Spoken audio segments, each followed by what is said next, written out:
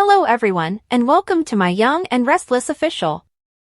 I hope everyone is having a wonderful day. Before we begin, please hit the subscribe button and give this video a thumbs up. Sharon sits with Phyllis on the patio of Crimson Lights. They contrast their notes about how nice it was to take a shower and change into fresh clothing. They discuss their children's relief after going through hell. According to Sharon, just because they're safe today doesn't imply that their loved ones or their own emotional suffering is over. There's a reason Nick brought us together. Phyllis asserts that Nick must make things right since that is who he is and that they ought to be examining him. For the time being, Sharon explains, they should discuss what transpired at the clinic. Who would like to begin, then? According to Phyllis, the fact that the person who did it knew them or was aware of their past is what most frightens her. It goes beyond a possible kidnapping or murder. Determine how you're going to survive with your worst enemy was the challenge. When Sharon objects, Phyllis insists that they must be genuine. Sharon concurs. There are moments when the tension, rage, and animosity between them are unbearable. Phyllis explains that they have occasionally disliked one another. Sharon is unable to disagree. She recites facts about the brain and how things work. Phyllis objects this time. According to Sharon, the feelings become a part of them and are constantly present. Phyllis inquires as to their current whereabouts. Nothing, they fled together. Are they best friends? The fact that she still harbors hatred makes her feel guilty and ashamed. I'm not supposed to feel that way anymore? Who says that we're not supposed to have them, asks Sharon. Is that reverse psychology, wonders Phyllis. She was sincere when she came there. She's being serious, Sharon says. No one else has a say in how they feel about one another anymore, this is all about them. According to Phyllis, everyone has an opinion. According to Sharon, they experienced a horrible event. It does not preclude them from returning to their previous lives and emotions. The voice was merely experimenting. We can let the hate live on, Phyllis muses. They might never learn who did this or why they were chosen, Sharon notes. She hopes it would simply disappear. Do you have a therapist's trick for that, asks Phyllis. Sharon believes that they will have to cope with the feelings and thoughts. That's causing Phyllis some trouble. Her children are concerned for her. All I need is a vacation. When does that occur? She is aware that Sharon has had far more hardship than she has, particularly in recent years. All she wants is a moment to catch her breath. Sharon informs the redhead they're leaving after getting up. Leave now. Lily receives an update from Victor. Victor informs Lily that he conducted additional research on Damian Kane's past and his connection to Aristotle Dumas at the ranch. He observes that she is taken aback. Lily believes he has a personal goal to learn more about Damian Kane. You're a smart woman, aren't you? Victor thinks. He inquires as to whether she is still curious about the details. Lily is, she simply wants to know why he continues to investigate someone he says he has no interest in. He claims that he wants to mend the split with Nikki. Lily is certain that she does not understand the entire story. She wants to know if there is anything in this for him. Victor is eager to get right to the point. He knows something. Does she find it interesting? Lily is interested in hearing his thoughts. She is cautioned by Victor against doing business with Damian Kane. He is merely a front for Aristotle Dumas and has nothing of his own. To give Kane the impression that he owns a company, the mogul created a shell company, but in reality, he owns nothing. Why go to all that trouble, wonders why. Victor believes that because Dumas is interested in her family's business, Winters Incorporated, he instructed Kane to infiltrate himself into the Winters family. Billy gets grilled by Sally. Sally advises that Billy end Aristotle Dumas' suffering at his house. Billy is the first to want to eat. Why does his name ring familiar to her? Billy claims to be a DC-based ultra-private business tycoon. Sally gives a nod. She used to work for one of his associates. She wonders why he's phoning Billy. He inquires as to whether she doesn't believe that a multi-billionaire would communicate with him. He hints that he might be Aristotle Dumas or that he might be pursuing his credit card. He has never before mentioned this contact to Sally. "Why don't you tell me how you got to know him?" He is evading. "I'm interested in Abbott Communications," Billy shrugs. Sally keeps asking him questions. She believed Jack gave him the money he required. According to Billy, the more money, the better. He tells her that he is still in charge. Sally believes he is behaving strangely. "I feel like you aren't giving me the whole story." Billy has a tell, Sally tells him. She is aware of his appearance when he is being truthful and when he wants others to believe that he is being truthful. Before revealing his tell, she asks him to explain the billionaire's situation to her. He has nothing to be afraid of if he has nothing to hide. Billy is quite significant, but he didn't want her to learn about it in this manner. He frequently speaks with wealthy and well-known people. Sally asks him again if he will be honest. He is attempting to deceive her. Billy says he doesn't have a tell while kissing her. Billy claims that Mr. Dumas didn't call him for a particularly intriguing purpose. Sally expresses relief at that. Billy claims that a few weeks ago, he received a call from his assistant. He merely wished him luck with Abbott Communications. He assured him that he deserved the success. Dumas then gave him a call. He said that he knew Victor had cheated on him by snatching Chancellor away. In addition, he believed his mother was not treating him fairly. Billy thought it was crazy that he was on his side and knew what was happening. That must have been massive vindication, Sally thinks. According to Billy, it sure as hell was. Phyllis and Sharon breathe.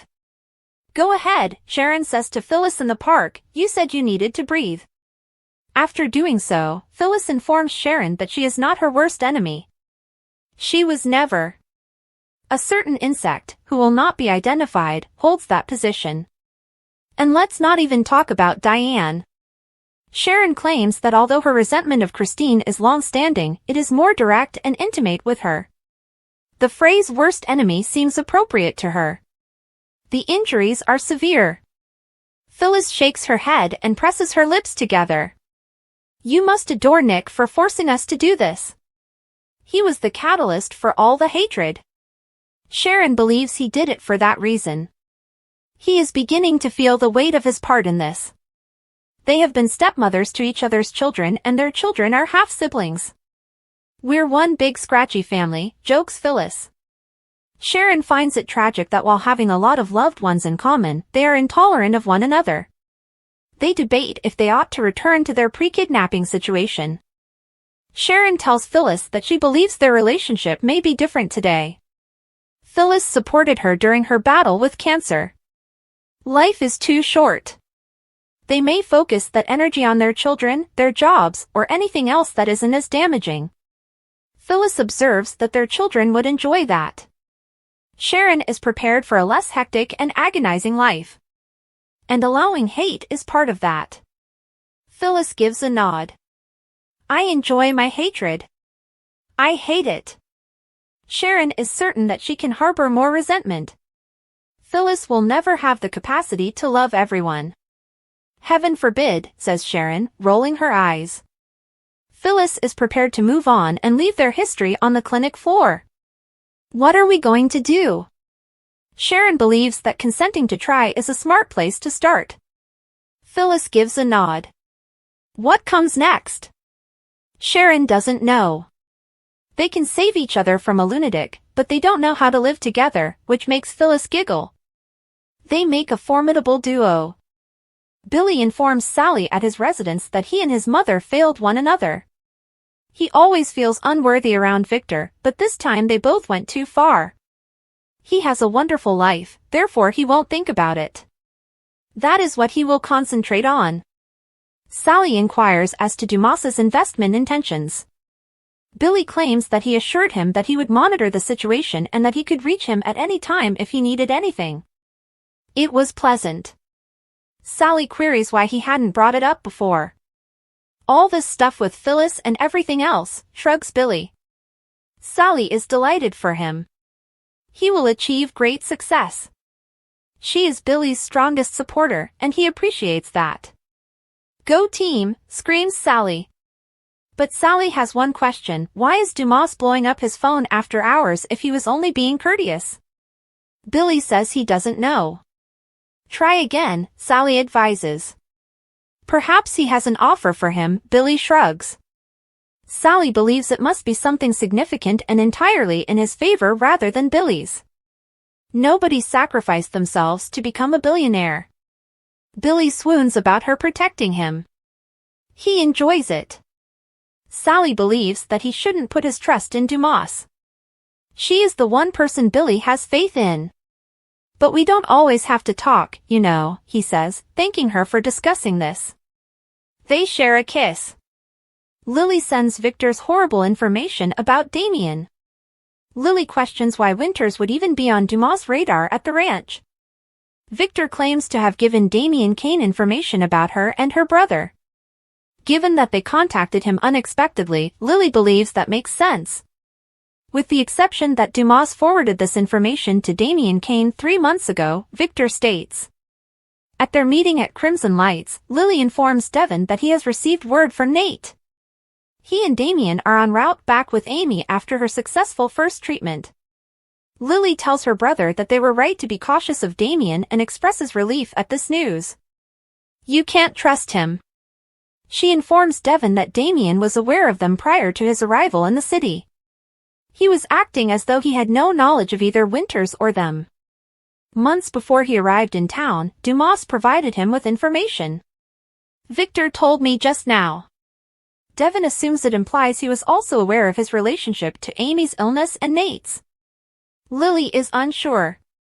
The entire situation is quite dubious and dishonest. Devon claims that Nate's brother seems to have been playing both him and them the entire time. As they toast to moving on, Sharon and Phyllis. Phyllis tells Sharon, aren't we making the rounds at society? They raise their cocktails and toast. They don't have to make this happen, Sharon informs her. After telling her she's fine, Phyllis inquires, have you been able to sleep? Without nightmares, that is. Sharon hasn't. Phyllis hasn't either, I still feel terrorized. Like shattered glass of images, she can't stop seeing what happened to them. She only has dreams about the feelings she experienced in the clinic. What stands out is the time she wasted and the things she didn't tell her children. Sharon knows. Phyllis feels better because of that. She doesn't feel alone, but she wouldn't wish this on her greatest enemy.